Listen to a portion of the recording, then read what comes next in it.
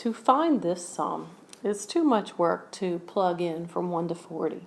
We're going to use the properties of summation to evaluate the sum. Okay, well, we notice that we're finding the sum of the square of a binomial. What's that call for? Our favorite FOIL. Let's write this twice.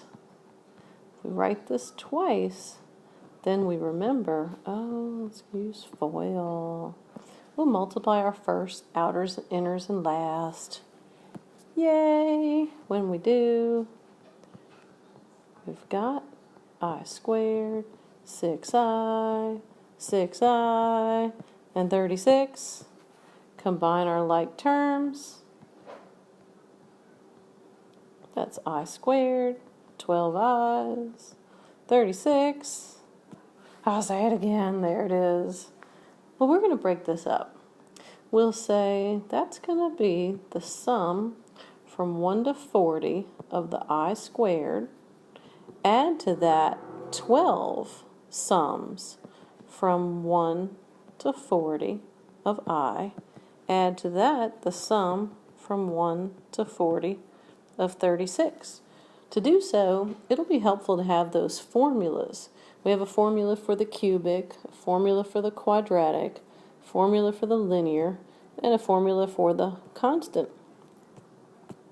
There they are. We're going to apply them. For the constant, we're just going to multiply 36 times n. For the linear, our n is 40, and we're going to multiply 40 times 41 divided by 2. For the quadratic, again, our n is 40. We're going to multiply 40 times 41 times 81 and divide all that by 6. Okay. So that is, what did we say? We said something.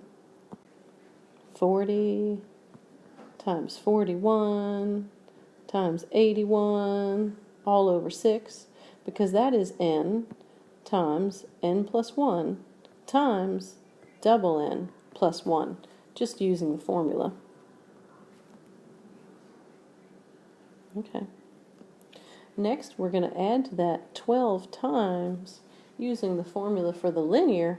Well, that's just the number 40 times 41, n plus 1, and it's all over 2.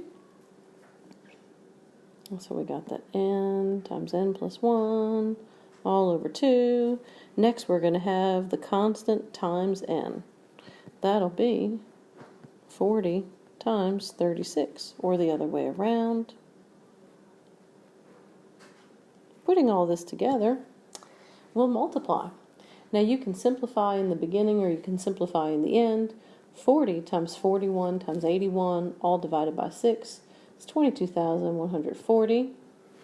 12 times 40 times 41, all divided by 2, 9,840. 36 times 40, 1,440. When we add these up, our sum is 33,420. Who knew?